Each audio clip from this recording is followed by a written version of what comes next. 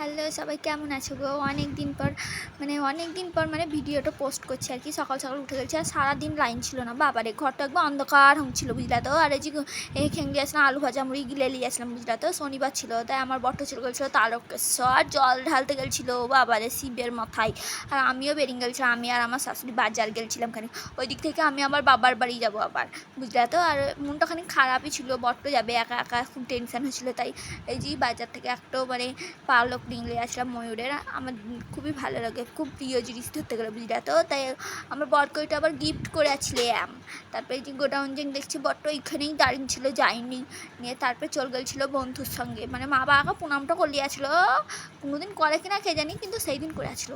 না করে না, মাঝে মধ্যেই করে কোথাও গেলে এলে। সরি। তো তারপরে এই যে বন্ধুর সঙ্গে চলে গেছিলো, এই বন্ধুটা আবার আগাতে গেছিলো, যায়নি। তারপরে গোডাউনে বসে বসে ল্যাদ খেয়েছিলাম অন্ধকারে, কারেন্ট ছিল না কিছু। আর মা এখানে কী যে খুঁজাখুঁজি করছিলো, ধন সম্পত্তি গিয়ে জানে, ভগবান জানে। তারপরে এই যে রেডি ফেডি হয়ে চলে গেছিলাম স্টেশন যাওয়ার পথে। জানাতো এই যে পুকুরটাতে মসজিদের পাশে, ওইখানে জানাতো এই ছেলে দুটোকে দেখে ছোটোবেলাকার আমার গ্রামের বাড়ির কথা মনে পড়ছিলো। তো তারপরে আবার ভিডিও করছি দেখে আর আবার বলছিলো, আর তো পাকা আমাকে আবার বলছিলো দাঁড়াও ভিডিও করবে, আমি জলে ঝাঁপ দিব। তো সেই জন্য না ভাই দুটার কথা শুনে খানিক ভিডিও ক্লিপ নিয়ে আসলাম, খানিক খুশি হয়েছিল।